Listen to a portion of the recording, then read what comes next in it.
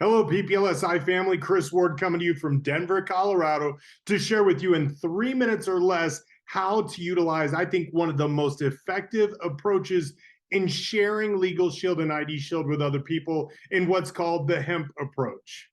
So although I've been with the company since 2007, I got to pay credit where credit is due. I learned this tactic, the HEMP approach, from millionaire club member out of California, Mr. Jerry Cohen, who shared this back with me, I believe, as early as 2008. And one thing I love about the HEMP approach is that it can be utilized in every facet of our business model. And HEMP is an acronym. HEMP stands for help, expanding, may or may not, and perhaps.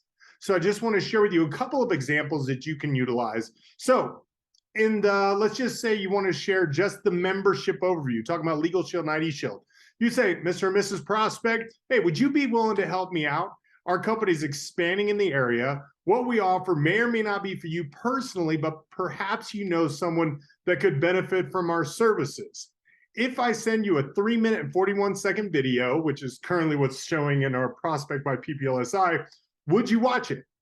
Now, never start a conversation like this, but as you're talking to someone, use whatever they share about themselves to leverage a point. So let's just say that they're a business owner. So if I'm networking at a social event, or perhaps it's just a strictly business networking event, and I meet a business owner, say, hey, as a business owner, you might be able to help me out. Our company's expanding in the area, and what we do may or may not be for you or your business, but perhaps you know other business owners that could benefit from this service. If I were to share with a video with you on what we do, would you watch it?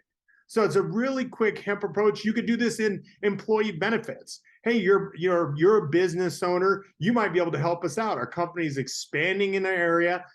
What we do may or may not be for your business, but perhaps you know a company that would be interested in adding this to their benefits package. If I were to send you some information, would you take a look at it?